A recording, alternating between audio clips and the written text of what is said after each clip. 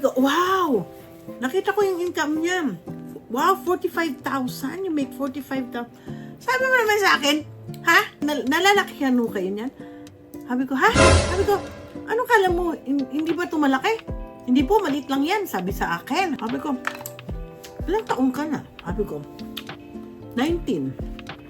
19? Hindi mo ba alam? Nandito ako 30 years old. 30 years old ako. 30 years old ako. 24,000 lang a year ang sweldo ko. Masaya na ako.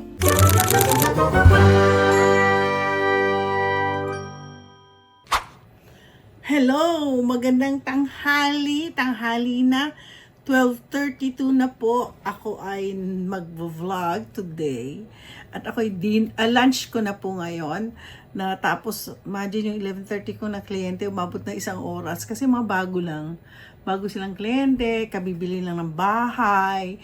So, syempre, tapos, nakalimutan na mali yung pagkabigay sa akin ng kanilang pay stubs. So, umabot po ng 12:30. So, ibig sabihin, ang aking lunch ngayon is 30 minutes na lang. So, alam niyo po, ang dami-dami pong chika. Bagong lahat, ipapakita ko sa inyo kung ano pagkain ko ngayon. At, tignan niyo po yung aking itsura. Naka-color pink. Tapos yung aking sapatos ay color. Ay, hindi pala makita. Teka, papakita ko po sa inyo. Papakita ko lang na may sapatos. Oh, ayan. Oh, ayan. Kulay orange. Nagmumurang kamyas po ako. Ay, aray ko. So anyway, ipapakita ko sa inyo ang ulam ko. So ngayong Saturday, nagpunta si na Myla, bumili sila ng Japanese food. At ito po ang pagkain ko, ang isda. Isdang panga, paborito ko yan. Isda na po. Ayan. Meron po akong prawn. Ay, isda na naman. Tapos meron po akong miso soup. Hindi ko alam kung mauubos ko to. Ayan, mag-uumpisa na po kumain. Pero habang ako kumakain, magchika-chika muna tayo. Alam niyo nung Sunday, last Sunday, napanood ko yung para akong lasing. Yung inintroduce ko po yung isa kong feeding program sa Jollibee. Na pagsalita ko, ay, para akong lasing. Oo, hindi po, ang totoo niyan, hindi po ako lasing. Nagising po ako kasi gusto ko pong matulog. Nung time na yon, Sunday yon, last Sunday. Nung Saturday, last Saturday, umuwi po, nagtrabaho hanggang 12 o'clock. So mamaya, Saturday na naman ngayon, 12 o'clock na naman. So ang gagawin na lang po ng aking pamangkin at ang asawa ko, manunod sila ng sine habang ako'y nagtatrabaho. Masarap. Sa Kyoto to. Pangalan ng restaurant is Kyoto. Ay, masarap. Masarap yung Japanese restaurant. Ngayon, parang gusto ko pang matulog. Kaya lang, sabi nila Myla, ay, alas 8 daw kami pupunta ng outlet mall. Para konti lang, para maaga kami at makakuha kami ng parking. Business ang maganda rin, nakakuha rin kami ng parking. So yun, puda po ako. Pasensya na po kayo kung hindi po ako nag-live kanina. Kasi po, I choose to sleep. Kailangan ng katawan ko matulog. Dahil talagang 8 to 8:30. Tapos ngayon, tanghali. Ngayon, tapos bukas, magla-live stream na lang po ako sa church. Tapos, I really need to finish a lot of client ko, lahat ng mga corporate taxes ko. Ito po yung nagbibigay sa akin ng mas malaking kita, which is kailangan ko ng pera. Hindi, joke. Hindi, ito actually yung mga business client ko. The reason why na excited din ako kasi kami po gumagawa ng bookkeeping din nila. So, siyempre, pag ikaw gumawa ng bookkeeping, bawat transaction, malaki. Anyways, alam niyo, may ikikwento ko sa inyo. Nakakatuwa. Na-encounter. Ito pong aking vlog is ikikwento ko sa inyo yung mga Jensen. Mga ibang kliyente ko na kilala nila kasi ako. Mahilig po ako mag-advise. So, kahapon, nakakatuwa, may anak yung isang kliyente ko. Ang sabi ko, wow! Nakita ko yung income niya. Wow, 45,000. You make 45,000. Sabi mo naman sa akin, ha? Ay, nalalakihan mo kayo niyan? Sabi ko, ha? Sabi ko, ano kala mo, hindi ba ito malaki? Hindi po, maliit lang yan, sabi sa akin. Sabi ko, ilang taong ka na? Sabi ko, 19. 19? Hindi mo ba alam? Nandito ako 30 years old. 30 years old ho. 30 years old ako. 24,000 lang a year ang sweldo ko. Masaya na ako. Tapos ikaw 45. Tapos maliit kasi yan eh. Gusto. Okay. Sabi ko, huwag ka masyadong magmamadali. Ikaw ba'y nasa school? Sabi niya, opo. Magalang din pa rin. Opo. Anong pinag-aaralan mo? Sabi niya, nag-aaral po ako ng nursing. Prerequisite ng nursing yan. Sabi niya sa akin. Medyo may pagkano, akala niya yung pagiging mataray niya anihin ko siya. Hindi. So, magna-nurse ka pala. Para magkaroon ka ng malaking kita, tapusin mo yung nursing mo. Mag-overtime ka na mag-overtime para kumita ka ng malaki. Alam mo, anak, sabi ko sa kanya, there's no such thing as easy money. Gusto mo kaagad, edad mong 19, gusto mo kaagad na sweldo mo 100,000. Meron ka bang experience? Kailangan meron ka munang experience bago ka mag-demand na ganyan. Pag-aralan mo, paghirapan mo ang kung saan ka. Kung gusto mong malaki kita mo, paghirapan mo yan. Hindi yan madaling-madali, sabi ko sa kanya. Eto na, opo naman sa akin. Tatapusin yung pag-aaral niya. Ngayon, sumunod yung nanay, tatay. Naikwento ko, sabi ng nanay, ay nako, mabuti sinabihan mo. Matigas ang ulo, di nakikinig sa amin yan, sabi sa akin.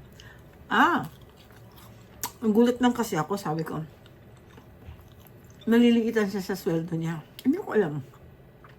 Kung yung mga Jensen, ganun sila. Kung sila malagi kaagad ang kanilang kikitain. Buti nga, andito sila sa Amerika, no? Na yung mga iba nga nagtatrabaho sila sa Panda Express. Yung batang yun, trabaho sa ospital. Tuwang-tuwa yung mga magulang, yung katapat yung kanyang anak. So sabi ko, hindi kasi ako ganyan eh. Marami po akong hindi ako binigyan ng Diyos ng anak. Pero nakakabigay po ako ng advice sa mga bata. Gaya ng isang kaibigan ko, may isa siyang anak na bunso niya. Siguro hindi pa rin nakaka-recover sa divorce ng magulang niya. Yung kaibigan ko, naging, makikita ko, sabi ko sa kaibigan ko, tigil ka. Ako makipag-usap sa anak mo. Kausap ko naman yung anak. Sabi ng anak niya, tita, gusto ko lang magpahinga. I wanna, mom keeps on nagging me. So, tama, nakita ko kasi. So, sabi ko, okay, I'll talk to your mom. Sabi ko. So, sinabi ko sa kaibigan ko, let loose. Let him go. Let him experience. Let him explore. So, nakinig naman yung kaibigan ko. So, nagpunta siya sa California, doon sa mga lola niya, sa side ng tatay niya. So, yun, after a year, ang bata, sabi niya sa akin, tita, I'm going back to school. Oh, masaya ko. Yakap ko pa. Sabi ko sa kaibigan ko, ayan, sabi ko sa iyo let him go. Kung anong gusto niya, let him, wala kang buhay niya yan. So, nag-aral naman yung bata pa after 4 years na. Actually, graduate siya 2 years ago. Sabi niya, tita, I'm inviting you to come to my layo sa Spokane. Sabi ko, ay naku, I can't go. I'll just gonna go see you if you come back here in Tacoma and we'll go have dinner. Alam niyo, nakakatuwa din mga bata rin. Kaya nga po, kung may mga anak kayo, iba ang buhay niyo, iba rin ang buhay nila. Ako kasi, kaya po malakas ang loob kong mag-advise. Rebelde po ako nung araw. Kaya sabi ko sa kaibigan ko, let loose. Kasi all the more na inag mo itong anak mo to, all the more yan papalag. Yan, hindi na magre-rebelde. Alam niyo po, nakakatuwa nga This is what God wants me to do, is to share people what I have experienced in the past.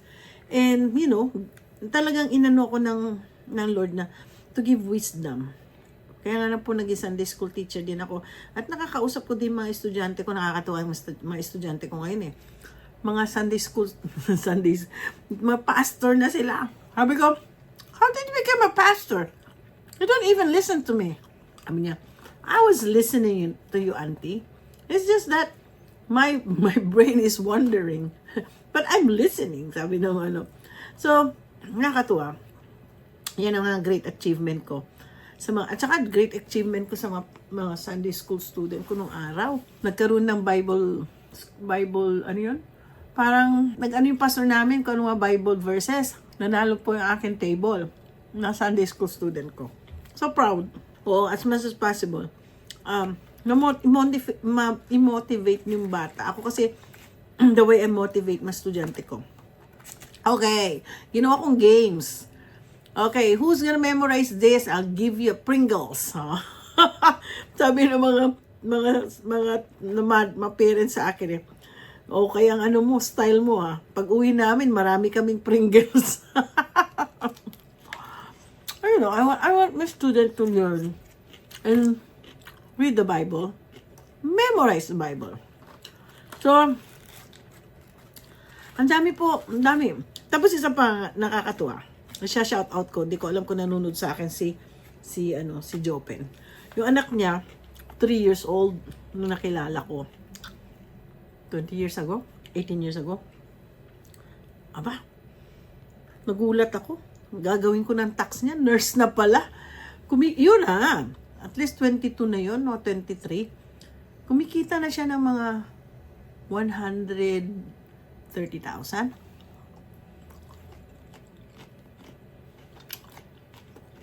Isa na po siyang nurse.